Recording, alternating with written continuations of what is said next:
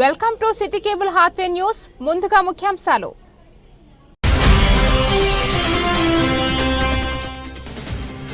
మహాత్మా జ్యోతిరావు పూలే విగ్రహ ఆవిష్కరణ కార్యక్రమం. ముఖ్య అతిథిగా పాల్గొన్న ఎమ్మెల్యే మక్ఖన్ సింగ్ రాజ్ ఠాకూర్.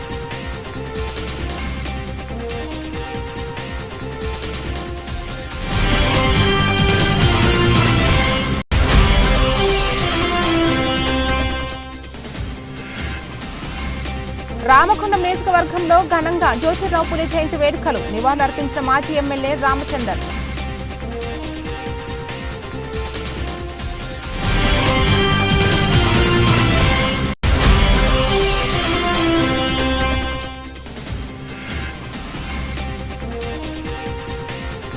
రాజేష్ టాకీస్ ముందు మహాత్మా జ్యోతిరావు పూలే జయంతి వేడుకలు. ఘనంగా MLA Raj Thakur.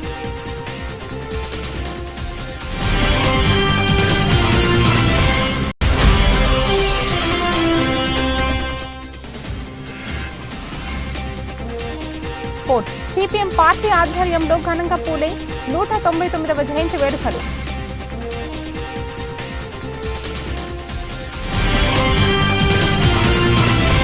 Ramagundam area 1 GDK OCP 5 గని ఆవరణలో 199వ పూలే గారి జయంతి పురస్కరించుకుని సింగరేణి బీసీ ఉద్యోగుల సంక్షేమ సంఘం ఆధ్వర్యంలో ఏర్పాటు చేసిన విగ్రహ ఆవిష్కరణలో ముఖ్య అతిథిగా ఎమ్మెల్యే మక్ఖన్ సింగ్ రాజ్ ఠాకూర్ గారు మరియు రాజ్యసభ సభ్యులు ఆర్ కృష్ణయ్య గారితో కలిసి నూతన విగ్రహాన్ని ఆవిష్కరించడం జరిగింది.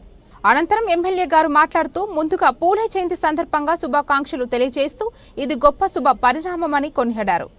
సింగరేణిలో కాంగ్రెస్ ప్రభుత్వం రాగానే ఎన్నో ఏళ్ల నుండి ఎదురు చూస్తున్న బీసీ చీఫ్ లైజన్ నియమించడం జరిగిందని, ఆర్ కృష్ణయ్య గారితో ఎన్నో బీసీ ఉద్యమాలలో పాల్గొని బీసీల హక్కుల కోసం పోరాటం చేయడం జరిగిందని చెప్పారు.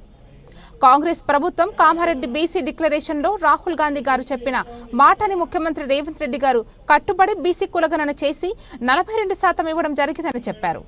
తప్పనిసరి నినాదం అధ్యాయం అండారే. పార్టీలకు అతీతంగా, రాజకీయాలకు అతీతంగా, కులాలకు అతీతంగా ఒక విప్లవం వస్తుంది. ఆ విప్లవాన్ని మనం అందరం లేపాలి, దాన్ని కాపాడుకోవాలి. మీరు ఒకసారి చూడండి, మీరు అందరూ ఏమనుకుంటున్నారు? అందరూ కృష్ణాన్ని ఉన్నాడు, వాళ్ళ సైన్యం ఉన్నది, ఎమ్మెల్యే మక్కన్ సింగ్ అన్నారు, వీళ్ళందరూ చూసుకుంటారని అనుకుంటున్నారు. మీరు వీళ్ళందరూ కాదు, మీరందరూ కూడా తయారు కావాలి. ఎక్కడికెక్కడ మండల కమిషన్ అప్పుడు ఏమైంది? రిజర్వేషన్లు అందరూ వ్యతిరేకిస్తే మేము క్యాంపస్ లా ఒక రిజర్వేషన్లను వ్యతిరేకించేటోళ్ళను తరిమి వెళ్ళికొడితే పోయి రెడ్డి హాస్టల్లా, వైశ్య హాస్టల్లా, ఈవీ హాస్టల్లా, వెలుమ హాస్టల్లా దాక్కున్నారు. అట్లాగే ఈరోజు ఉద్యమాలు మేము కానీ, మగన్ సింగ్ కానీ, కృష్ణమోహన్ వీళ్ళందరూ ఉద్యమాలు చేసినప్పుడు మేము ఏదో పదవుల కోసం ఉద్యమాలు చేయలేదు. మా కులాలు చదువుకోవాలి, చదువుకుంటేనే మాకు గౌరవం పెరుగుతుంది. ఆ చదువుకుంటేనే కులాలు ఉద్యోగాలు చేస్తారు, జాబ్లు వస్తాయి, కలెక్టర్లు అవుతారు, డాక్టర్లు అవుతారు, ఇంజనీర్లు అవుతారు, పెద్ద పెద్ద ఆఫీసర్లు అవుతారు. ఏది కాకపోతే ఇట్లా లీడర్లు అవుతారు అనే ఉద్దేశంతో ఆ రోజు మేమందరం చదువు మీద ప్రాధాన్యత. ఈ రోజు చదువుకునే స్థాయి మీ అందరికి చాలా మందికి వచ్చింది. కానీ నేను చదివేటప్పుడు 40 ఏళ్ల కింద, 35-40 ఏళ్ల కింద మీ అందరికి తెలుసు ఆ రోజు పరిస్థితి. హాస్టల్ సీట్ దొరికితే తప్ప చదవని పరిస్థితి, స్కాలర్షిప్ వస్తే తప్ప కాలేజ్ చేయనటువంటి పరిస్థితి, ఫీజులు మాఫీ చేస్తే తప్ప చదువుకోలేనటువంటి పరిస్థితి. అందుకే మేమంతా ఉద్యమం దాని మీద పెట్టాము. మాకు హాస్టల్ పెట్టాలి అని చెప్పి పోరాడితే 6,000 హాస్టల్ పెట్టించిన వాళ్ళు. అందుకే ఇప్పుడున్న హాస్టల్లన్నీ మన పోరాటం వల్ల మేము మన బీసీలు, ఎస్సీలు అందరం కలిసి పెట్టించడం. అదేవిధంగా మంచి ఎడ్యుకేషన్ హాస్టల్లో రావడం లేదని చెప్పి గురుకులాలు పెట్టాలనుకుంటున్నాను నేను 80-82. అప్పుడు గురుకుల పాఠశాలలో స్కీమ్ పెట్టాము. ఇప్పటికీ ఈ స్కీమ్ దేశంలో కాదు, ప్రపంచంలో కూడా ఎక్కడ లేదు. ఈ గురుకుల పాఠశాల social welfare, BC welfare, ST welfare, general education welfare లోపల గురుకులాలు పెడితే అందులో చదివిన వాళ్ళు అందరూ ఈరోజు డాక్టర్లు, ఇంజనీర్లు, కలెక్టర్లు, దేశమంతా ఏడాది. ఇప్పుడు మన సెక్రటరీకి ఐఏఎస్ ఆఫీసర్ పెడితే నువ్వు ఏడాదంటే గురుకులు అంటాడు. ఏ ఆఫీసర్ని అడుగు. అంత మంచి ఎడ్యుకేషన్ మనం పెట్టించుకున్నాం. ఈ విధంగా చదువుల్లో టాప్ వెళ్ళిపోయినాం. మీ అందరూ తెలుసు, రాజశేఖర రెడ్డి పీరియడ్ లో నేను 5 రోజులు అమలు చేసి ఫీజు రియంబర్స్మెంట్ పథకం పెట్టాలనుకుంటాను. ఇంజనీరింగ్ లో ₹1,00,000 ఉంటే మన పేద కులాలు ఎట్లా కడతాయి? ఓ ఎస్ ఎట్లా కడతాడు, ఓ బీసీ ఎట్లా కడతాడు? మొత్తం ఫీజు మాఫ్ చేయాలని చెప్పి జీవోలు తీపిచ్చి మన పిల్లలు చదువుకునే అవకాశం ఉంది. ఈ స్కీమ్ దేశంలో ఎక్కడలేదు, ఇక్కడనే పక్కకే మహారాష్ట్ర ఉంది. అడగండి, గురుకులాలు ఉన్నాయా, ఫీజుల రియంబర్స్మెంట్ ఉందా, మొత్తం స్కాలర్షిప్లు వస్తాయని అడగండి. ఎక్కడ లేని విధంగా అప్పుడు రాజశేఖర రెడ్డి, విజయభాస్కర్ రెడ్డి వీళ్ళందరితో కొట్లాడి కొద్దిగా మనసున్న రాజులు వాళ్ళు. ఒకసారి ధర్నా చేస్తే కృష్ణ ఎందుకు ధర్నా చేస్తావు, ఎందుకు అన్ని స్ట్రైక్ చేస్తావు, నేను చేస్తాను చేసినటువంటి గొప్ప మనసున్నటువంటి మహాత్ములు విజయభాస్కర్ రెడ్డి, రాజశేఖర రెడ్డి. ఆ విధంగా మనం అనేక స్కీములు పెట్టించడం. ఈరోజు చదువుకున్నారు అందరూ. ఊళ్ళో ప్రతి ఇంటికి దేశంలో మన సర్వే చేశారు. దేశంలో ఎక్కడ లేని విధంగా 2 తెలుగు రాష్ట్రాల్లో చదువుకున్న వాళ్ళ సంఖ్య ఎక్కువ ఉంది. ఏ ఇంటికి పోయినా ఇంజనీరింగ్, డిగ్రీ, పీజీ ఆడపిల్లలు చదివారు, మగ పిల్లలు చదువుతున్నారు. ఈ విధంగా ఎక్కడ చదువుతలేరు అని చెప్పి ఢిల్లీలో చెప్తున్నారు పార్లమెంట్లో. కాబట్టి మీ అందరికీ నేను మనవి చేస్తున్నా, మనం అందుకే ఈరోజు బాగా చదువుకున్న వారి సంఖ్య పెరగడం మూలంగానే బీసీ వాళ్ళం బలంగా ఉంది. ఈరోజు మన లఖన్ సింగ్ గారు చెప్పినట్టు నేను దాన్ని పూర్తిగా ఏకీభవిస్తూ, ముఖ్యమంత్రి గారు 42% రిజర్వేషన్లు పెంచారు. మనం దాన్ని దక్కించుకోవాలి, నిలబెట్టుకోవాలి. ప్రభుత్వం ఒక్కటే కాదు, ప్రజల నుంచి కూడా ఉద్యమం రావాలి.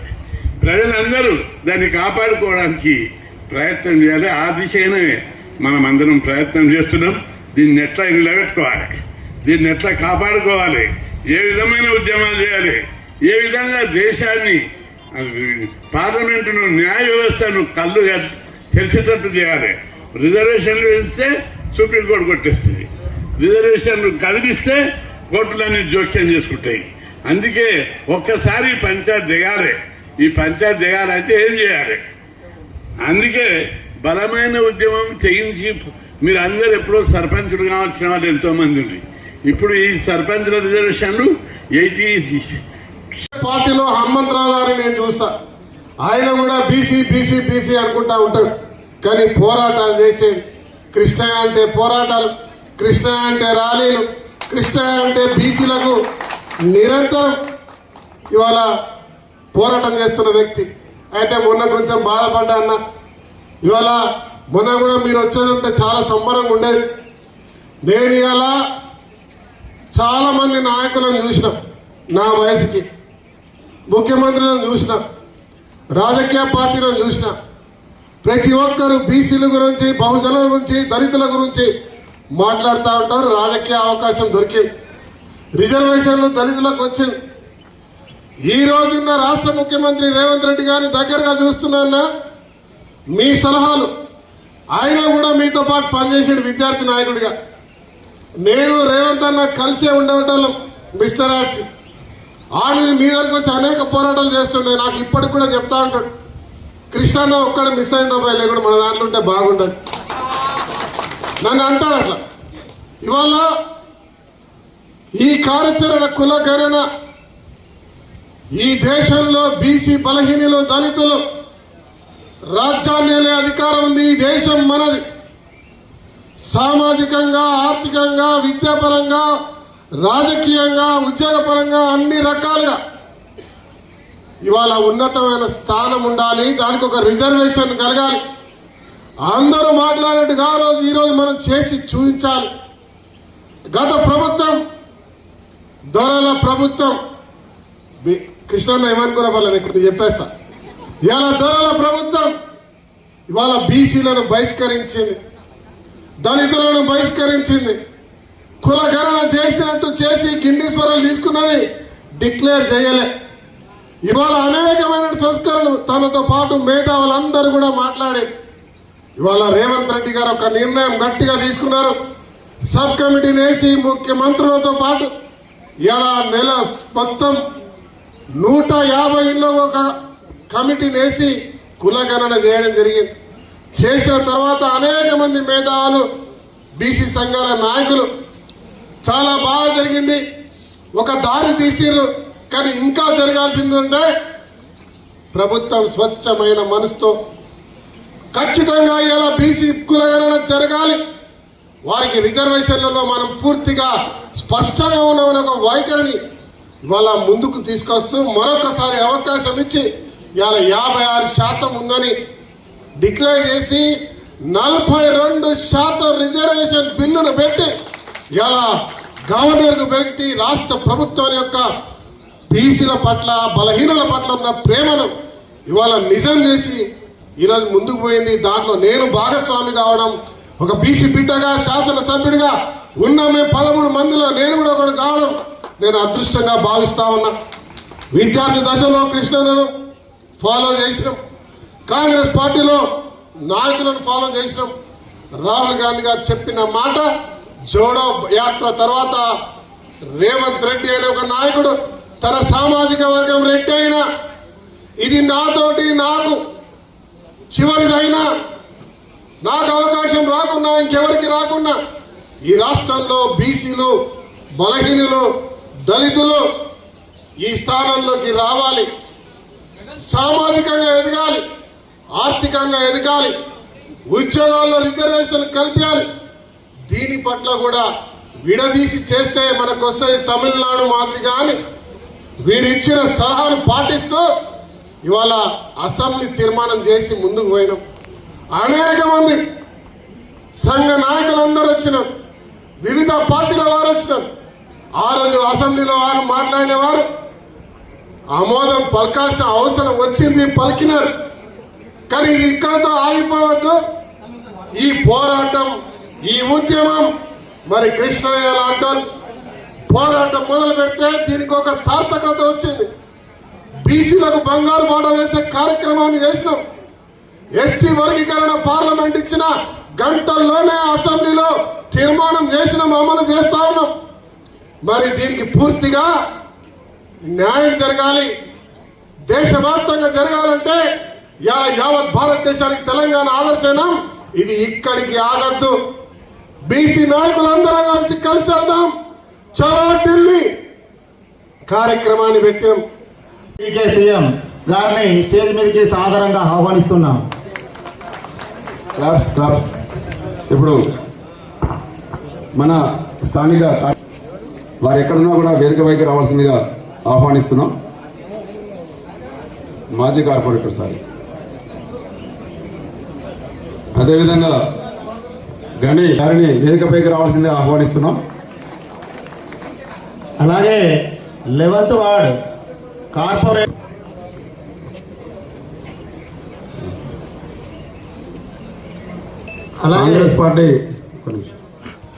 కాంగ్రెస్ పార్టీ నగర అధ్యక్షులు బొంతల రాజేష్ గారిని వేదికపైకి రావాల్సిందిగా ఇప్పుడు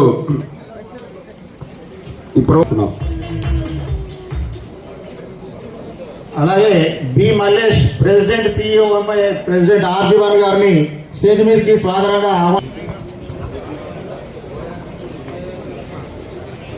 B Mallesh president of CMOA Arjeevan ఏరియా గారిని మరి వేదికపైకి రావాల్సిందిగా సాధారణంగా ఆహ్వానిస్తున్నాం. గట్ల రమేష్ గారిని సాదరంగా స్టేజ్ మీదకి ఆహ్వానిస్తున్నాం. ఇప్పుడు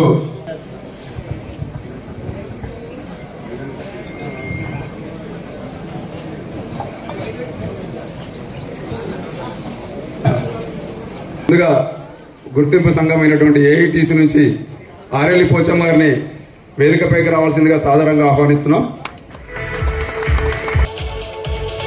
బిఎంఎస్ నుంచి యాదగిరి సత్తయ్య గారిని వేదికపైకి రావాల్సిందిగా సాధారణంగా ఆహ్వానిస్తున్నాం. హెచ్ఎంఎస్ నుంచి మరి కయ్యూం గారిని వేదిక ఆహ్వానిస్తున్నాం. అదేవిధంగా తిప్పారం శ్రీనివాస్ గారిని మరి నగర కాంగ్రెస్ పార్టీ అధ్యక్షులు వారిని కూడా వేదికపైకి రావాల్సిందిగా ఆహ్వానిస్తున్నాం. అదేవిధంగా మరి డిటి బాలరాజు గారు మరి కాంగ్రెస్ పార్టీ ముఖ్య నాయకులు, వారిని కూడా వేదికపైకి రావాల్సిందిగా ఆహ్వానిస్తున్నాం. ఏసీపీ రమేష్ గారిని వేదికపైకి రావాల్సిన రిక్వెస్ట్ చేస్తున్నాం. ఎస్సీ లైసెన్సింగ్ ఆఫీసర్ ఆర్జీవర్ గారిని సాధారణంగా ఆహ్వానిస్తున్నాం. నీల వెంకటేష్ ముదిరాజు గారిని మరి బీసీ స్టేట్ వర్కింగ్ ప్రెసిడెంట్ గారిని వేదికపైకి రావాల్సిందిగా ఆహ్వానిస్తున్నాం. రాష్ట్ర మాజీ పురపాలక శాఖ మంత్రి కేటీఆర్ గారి ఆదేశాల మేరకు మహాత్మా జ్యోతిరావు పూలే విగ్రహాన్ని ఏర్పాటు చేయడం జరిగిందని, కేటీఆర్ గారి ఆధ్వర్యంలో ఆవిష్కరణ చేయడం జరిగిందని గుర్తు చేశారు. జ్యోతిరావు పూలే జయంతి వేడుకలు రామగుండం నియోజకవర్గంలో కన్నుల పండుగగా నిర్వహించుకోవడం జరిగిందన్నారు. ఈ కార్యక్రమంలో నాయకులు నడిపెల్లి మురళీధర్ రావు, మాజీ కార్పొరేటర్ కుమ్మరి శ్రీనివాస్, పెంటర్ రాజేష్, గోపు, అమలయ్య, అచ్చే వేణు పాల్గొన్నారు. ఈరోజు రామగుండం నియోజకవర్గంలో ఆనాడు గౌరవనీయులు తెలంగాణ రాష్ట్ర ఐటీ పురపాలక శాఖ మంత్రివర్యులు కేటీ రామారావు గారు ఆదేశానుసారము రామగుండంలో మహాత్మా జ్యోతిబా పూలే విగ్రహాన్ని ఈ యొక్క ప్రాంతంలో పెట్టి కేటీఆర్ అన్న ఆధ్వర్యంలోనే ఆవిష్కరణ చేసుకోవడం జరిగింది. ఆ యొక్క విగ్రహానికి ఈరోజు మేము పూలమాల వేసి వారు చేసినటువంటి సంఘ సంస్కరణలన్నింటినీ కూడా గుర్తు చేసుకుంటూ ఇలా రామగుండం నియోజకవర్గంలో కన్నుల పండుగగా ఈ యొక్క జయంతి వేడుకలలో పాల్గొనడం జరిగింది. ప్రత్యేకంగా ఆనాడు ఉన్నటువంటి కుల వ్యవస్థ నిర్మూలన కోసం, ఆనాడు ఉన్నటువంటి బాలికలకు ఒక మంచి పాఠశాల, వారికి విద్యను నేర్పాలనేటువంటి ఒక మంచి సంకల్పంతో సావిత్రిబాయి పూలే మరియు జ్యోతిబా పూలే వీళ్ళందరూ కూడా గొప్పగా ఆలోచన చేసినటువంటి సందర్భాన్ని ఇలా మేమందరం కూడా గుర్తు చేసుకుంటే ఆ మహానుభావులను ఈ యొక్క ప్రాంతంలో ఉన్నటువంటి అణగారిన బీసీ వర్గాలని కూడా స్ఫూర్తిగా తీసుకొని తప్పకుండా బీసీలకు ఐక్యతగా ముందుకు నడవాలి. తప్పకుండా రాబోయేటువంటి కాలంలో బీసీ రాజ్యాధికారం రావడం కోసం ఖచ్చితంగా పాలు పంచుకోవాలని సందర్భంగా ప్రత్యేకంగా ఇలా మేము ప్రత్యేకంగా గుర్తు చేస్తూ జ్యోతిబా పూలే గారికి ప్రత్యేకంగా ఈరోజు ఈ యొక్క జయంతి వేడుకలలో పాల్గొన్నట్టున్నటువంటి ప్రతి ఒక్కరికి కూడా పేరు పేరున హృదయపూర్వకమైనటువంటి ఉద్యమాభివందనాలు. ఆనాడు కేసీఆర్ గారు ముఖ్యమంత్రిగా ఉన్నప్పుడు మహాత్మా జ్యోతిబా పూలే పాఠశాలలను బీసీకి సంబంధించినటువంటి విద్యార్థులకు గురుకుల పాఠశాలను ఏర్పాటు చేసినటువంటి మహానుభావుడు మన గౌరవ తొలి ముఖ్యమంత్రి కేసీఆర్ గారు. వారు చేసినటువంటి బీసీల కోసం చేసినటువంటి గొప్ప కార్యక్రమాలను వల్ల మేమందరం కూడా ప్రతి కులానికి ప్రతి వర్గానికి న్యాయం చేసినటువంటి తీరును ఇలా మేము గుర్తు చేసుకుంటూ ఈ యొక్క జయంతి వేడుకలలో పాల్గొనడం జరిగింది. పెద్దపల్లి జిల్లా గోదావరిఖనికి చెందిన సామాజిక సేవకుడు, పెద్దపల్లి జిల్లా చైల్డ్ వెల్ఫేర్ కమిటీ సభ్యులు, రాష్ట్ర Cheyutha foundation for organ transplantation వ్యవస్థాపకుడు, యోగా గురువు నీలం ఐలయ్య శుక్రవారం మృతి చెందాడు. ఆయన మృతి పట్ల విషాదంలో కూడా ఐలయ్య నేత్రాలను కుటుంబ సభ్యులు దానం చేసి ఇద్దరు అంధులకు చూపును ప్రసాదించి ఆదర్శంగా నిలిచారు. వివరాల్లోకి వెళితే గోదావరిఖని మార్కండే కాలనీకి చెందిన ఐలయ్య జిల్లా CWCలో సభ్యుడిగా వ్యవహరిస్తున్నారు. ఐలయ్య గత 20 ఏళ్లుగా కిడ్నీ సంబంధిత అనారోగ్య సమస్యలతో బాధపడుతున్నాడు. ఐలయ్యకు 2 కిడ్నీలు పాడవడంతో 2005లో ఐలయ్యకు ఆయన తల్లి రాధమ్మ ఒక కిడ్నీ దానం చేసింది.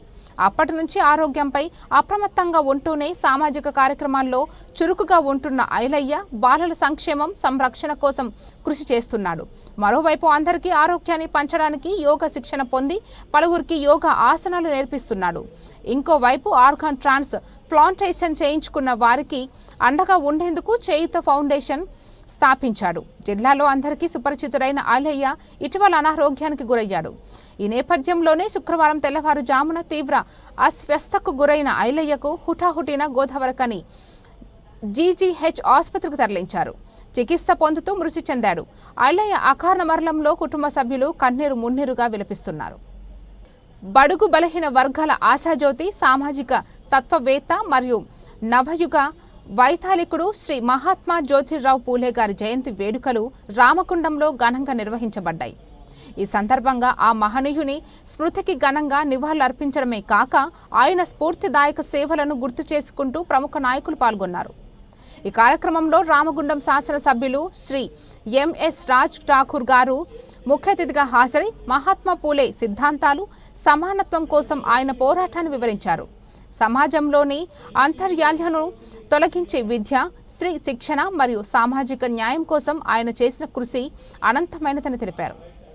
పూలే గారి సేవలను భావితరాలకు చాటి చెప్పే విధంగా కార్యక్రమంలో పాల్గొన్న నాయకులు, యువత, సంఘ సభ్యులు కూడా ఆయన ఆశయాలను స్మరించుకుంటూ సమానత్వ సమాజ నిర్మాణం పట్ల తమ కట్టుబాటును వ్యక్తం చేశారు.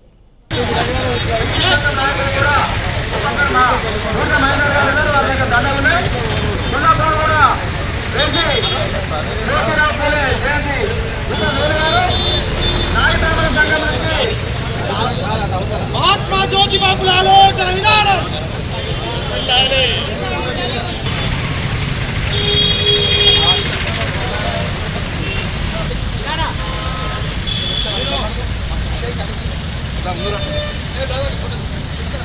కమిషనర్ గారు వెంకటస్వామి గారు వేదిక దగ్గర రావాల్సిందిగా కోరుతా ఉన్నాం.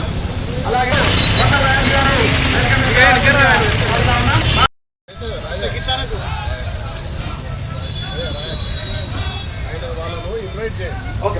యాకన్నా వేదిక మీదకి రావాల్సిందిగా కోరుతా ఉన్నాం. అలాగే టిఆర్ఎస్ నాయకులు పెంట రాజేష్ గారు వేదిక మీదకి రావాల్సిందిగా కోరుతా ఉన్నాం. మాజీ శాసనసభ్యులు కోరకండి చందర్ గారు వేదిక మీదకి రావాల్సిందిగా కోరుతా ఉన్నాం.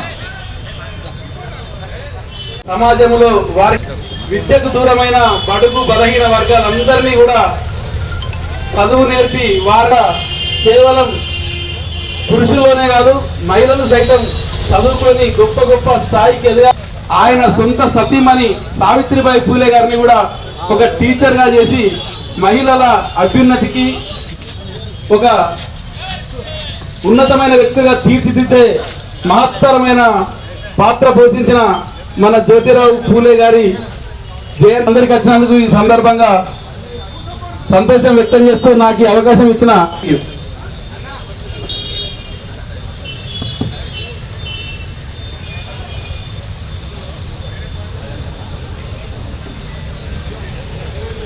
సిపిఎం నాయకులు ఇడికి రాన్నా ఇడి మాట్లాడు రాండి. ఇది బహుజన మన సబ్ డివిజన్ ఏసీబీ గారికి వేదిక మీద ఆసీనులైన నా తోటి నాయకులందరికీ కూడా పేరు పేరున నమస్కారాలు. అదేవిధంగా వేదిక మీద ఉన్న ఎంతో మంది నాయకులందరికీ కూడా నా ప్రత్యేక నమస్కారాలు. మహాత్మా జ్యోతిరావు పూలే 199వ జయంతి సందర్భంగా సిపిఎం పార్టీ గోదావరికని పట్టణ కమిటీ ఆధ్వర్యంలో మార్కండేయ కాలనీ రాజేష్ థియేటర్ వద్ద పూలే విగ్రహానికి సిపిఎం పార్టీ జిల్లా కార్యదర్శి యాకయ్య, గోదావరికని పట్టణ కమిటీ కార్యదర్శి మహేశ్వరి పూలమాలలు వేసి ఘనంగా నివాళులు అర్పించడం జరిగింది. అనంతరం గోదావరికని గంగానగర్ మల్లు స్వరాజ్యం కాలనీలో రాజ్యాంగం పరిరక్షణ, సామాజిక న్యాయం, కర్తవ్యం అనే అంశంపై సదస్సును నిర్వహించడం జరిగింది. ఈ సందర్భంగా సిపిఎం పార్టీ జిల్లా కార్యదర్శులు యాకయ్య, గోదావరికని పట్టణ కార్యదర్శి మహేశ్వరి, నాయకులు మేధరి సారయ్య మాట్లాడుతూ జ్యోతిరావు పూలే సాధారణ రైతు కుటుంబంలో పుట్టిన వ్యక్తి అని, తండ్రితో పాటు వ్యవసాయం చేస్తూ అనేక ఇబ్బందులను ఎదుర్కొంటున్న సందర్భంలో మహారాష్ట్రంలోని ముంబైకి వలస వెళ్లిన అక్కడ పూలమ్ముకుంటూ జీవనం సాగించే వాళ్ళని, ఆ క్రమంలోనే వారికి జ్యోతిరావు పూలే అని పేరు వచ్చిందని వారు ఈ సందర్భంగా గుర్తు చేశారు. ఆనాడు ఉన్న అసమానతలను, అవమానాలను గుర్తు చేస్తూ ఎదిరిస్తూ విద్య అందరికీ ఎంత ముఖ్యమో తెలియజేసిన వ్యక్తి పూలే అన్నారు. అంటే 198 సంవత్సరాల కిందట పుట్టినట్టనే ఈరోజు మనం స్మరించుకోవడానికి గల కారణం ఏంటి? అసలు ఎందుకు ఆయన గురించి మనం మాట్లాడుకోవాలి?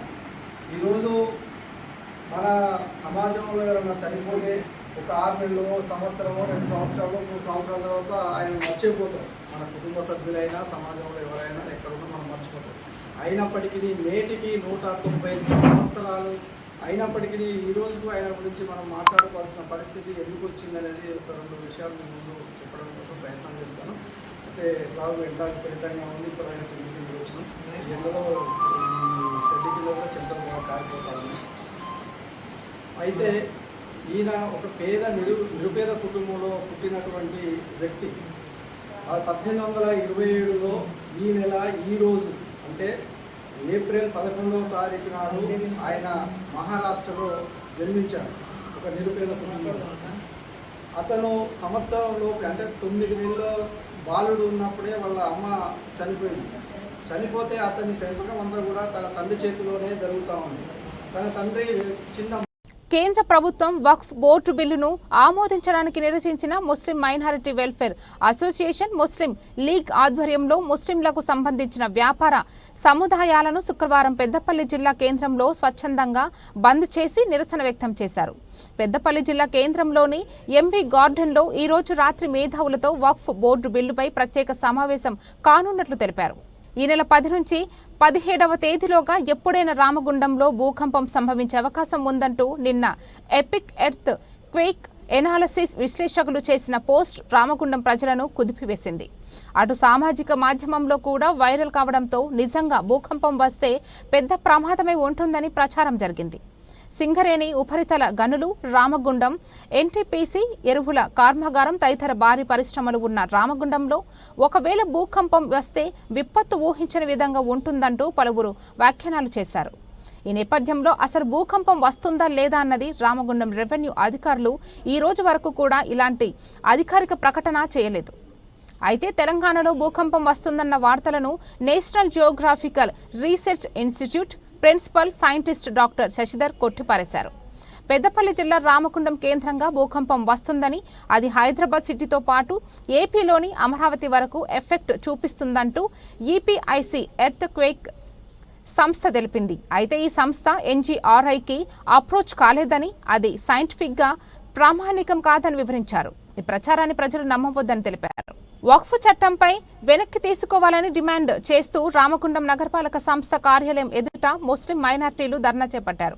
భారత ప్రభుత్వం రాజ్యాంగంకు విరుద్ధంగా ఆర్టికల్ 26కు వ్యతిరేకంగా ఈ నెల చట్టంలో తీసుకువచ్చిందంటూ ఆరోపించారు. సుప్రీంకోర్టుపై తమకు నమ్మకం ఉందని, త్వరలోనే తమకు అనుకూలంగా తీర్పు వస్తుందని ఆశాభావం వ్యక్తం చేశారు. మత స్వేచ్ఛకు భంగం, క్రీస్తు భారత ప్రభుత్వం పార్లమెంటులో వక్ఫ్ చట్టంపై తీసుకురావడానికి తామంతా వ్యతిరేకిస్తున్నట్లు తెలిపారు. భారతదేశంలో హిందువుల తర్వాత అత్యధిక మెజార్టీ కలిగినటువంటి పాపులేషన్ జనాభా ఉన్నటువంటి దేశంగా భారతదేశం ఉంది. ముఖ్యంగా 2వ స్థానంలో ఉన్నటువంటి ముస్లింలకు అక్కడ భారత రాజ్యాంగంపై ఎంతో విశ్వాసం ఉంది. కానీ భారతదేశ ప్రభుత్వం భారత రాజ్యాంగానికి వ్యతిరేకంగా ఆర్టికల్ 26కి వ్యతిరేకంగా మత స్వేచ్ఛకు భంగం కలిగిస్తూ మరి యొక్క వక్ఫ్ అమెండ్మెంట్ చట్టాన్ని రూపొందించడం జరిగింది. మరి ఏ దేశంలోనైతే మనం ఉంటామో, ఏ దేశంలోనైతే జీవిస్తున్నామో ఆ యొక్క దేశ యొక్క రాజ్యాంగ నిర్మాత బాబాసాహెబ్ అంబేద్కర్ రాసినటువంటి ఆర్టికల్ 26కు వ్యతిరేకంగా మరి భారతదేశ ప్రభుత్వం లోక్సభ, రాజ్యసభలో ఒక నల్ల చట్టాన్ని రూపొందించడం జరిగింది. ఈ చట్టానికి వ్యతిరేకంగా కేవలం ముస్లింలే కాదు, ఎస్సీ, ఎస్టీ, బీసీ బహుజనులు కూడా ఎవరైతే బాబాసాహెబ్ అంబేద్కర్ రాసినటువంటి రాజ్యాంగం మీద విశ్వాసం ఉంచుతారో వారు కూడా ఈ యొక్క చట్టానికి వ్యతిరేకంగా, ఈ బిల్లుకి వ్యతిరేకంగా పార్లమెంటులో 12 గంటలు జరిగినటువంటి డిస్కషన్లో కూడా పాల్గొన్నారు. మేము తెలియజేసేది ఒక్కటే, ముఖ్యంగా గోదావరి ప్రాంతం నుంచి వక్ఫ్ అనే ఒక ప్రాపర్టీ అల్లాహ్ యొక్క సన్నిధానంలో అల్లాహ్కి ఇచ్చినటువంటి చారిటీ, అది ఇచ్చేది ముస్లింలే ఈ యొక్క ప్రభుత్వం వక్ఫ్ అనే ఒక కొత్త చట్టాన్ని తెస్తూ దానిలో ఉన్నటువంటి ప్రతిజ్ఞను మారుస్తూ ఆ యొక్క ముస్లిం మనోభావాలను దెబ్బతీసే విధంగా ఈ యొక్క వక్ఫ్ అమెండ్మెంట్ యాక్ట్ రూపొందించడం జరిగింది. ఈ యొక్క యాక్ట్ ని ఏ విధంగానైతే దేశంలో రైతులు ఈ యొక్క చట్టాలకు వ్యతిరేకంగా పోరాడారో ఆ యొక్క కేంద్ర ప్రభుత్వం ఆ యొక్క చట్టాలను వెనుక తీసుకోవడం జరిగింది. ఏ విధంగానైతే రైతులు రూపొందించిన చట్టాలను మీరు వ్యతిరేకంగా తీసుకున్నారో అదే విధంగా ఇప్పుడు రూపొందించినటువంటి వక్ఫ్ చట్టాన్ని కూడా వ్యతిరేకంగా వెనక్కి తీసుకోవాలని మేము కోరుకుంటున్నాము. ముఖ్యంగా సుప్రీం కోర్టులో కూడా దీనికి సంబంధించినటువంటి హియరింగ్ 13వ తారీఖు ఉంది. సుప్రీం కోర్టు మీద మాకు పూర్తి విశ్వాసం ఉంది. రాజ్యాంగ భద్రత కలిగిస్తూ ప్రతి ఒక్కరికి న్యాయం చేయాలని మేము కోరుతున్నాము.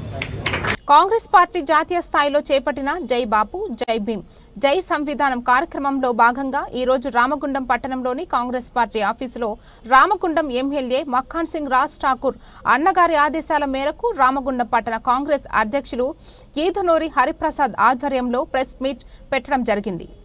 ఈ యొక్క కార్యక్రమానికి ఉద్దేశించి హరిప్రసాద్ మాట్లాడుతూ, మతతత్వ పార్టీ అయిన బీజేపీ భారతదేశంలోని ప్రజలను తప్పుదారి పట్టిస్తూ మత విద్వేషాలు రెచ్చగొట్టి లబ్ధి పొందుతూ రాజకీయ పబ్బం గడుపుకుంటుందని ప్రజలకు వివరిస్తూ గాంధీ మార్గంలో అంబేద్కర్ గారు రాసిన రాజ్యాంగాన్ని పరిరక్షించుకోవలసిన బాధ్యత ప్రతి ఒక్క భారతీయ పౌరునిపై ఉందని, అందుకోసమే దేశంలోని ప్రజలను మేల్కొల్పడం కోసమే కాంగ్రెస్ పార్టీ ముఖ్య నాయకుడు రాహుల్ గాంధీ గారు జై బాపు, జై భీమ్, జై సంవిధాన్ అనే నినాదంతో ప్రజలను మేల్కొల్పాలని కాంగ్రెస్ పార్టీ శ్రేణులను ఆదేశించగా, తెలంగాణ రాష్ట్ర ముఖ్యమంత్రి వర్యులు రాష్ట్రంలోని కాంగ్రెస్ పార్టీ శ్రేణులను ప్రతి నియోజకవర్గంలోని ప్రతి పట్టణంలో ప్రెస్ మీట్లు పెట్టి ప్రజలను చైతన్యపరచాలని, అదేవిధంగా గడప గడప తిరుగుతూ బీజేపీ పార్టీ కుట్రపూరిత మత విద్వేషాలను ప్రజలకు తెలియజేయాలని పిలుపునివ్వడం జరిగిందన్నారు.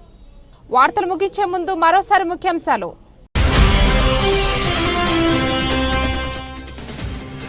మహాత్మా జ్యోతిరావు పూలే విగ్రహ ఆవిష్కరణ కార్యక్రమం ముఖ్య అతిథిగా పాల్గొన్న ఎమ్మెల్యే మక్ఖన్ సింగ్ రాజ్ ఠాకూర్.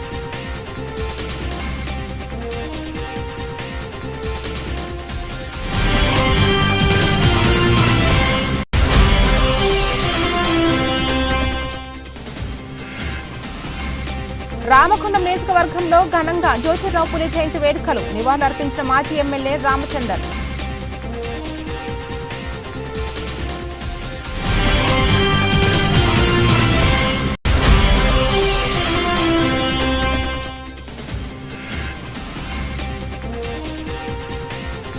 రాజేష్ టాకీస్ ముందు మహాత్మా జ్యోతిరావు పూలే జయంతి వేడుకలు ఘనంగా ఎమ్మెల్యే రాజ్ ఠాకూర్.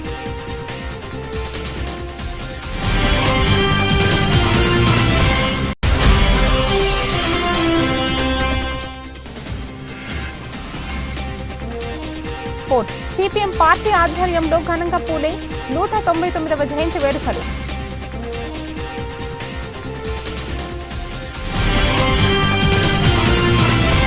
ఇంతటితో ఈ వార్తలకు సమాప్తం. తిరిగి రేపటి వార్తల్లో మళ్ళీ కలుద్దాం. అంతవరకు సెలవు.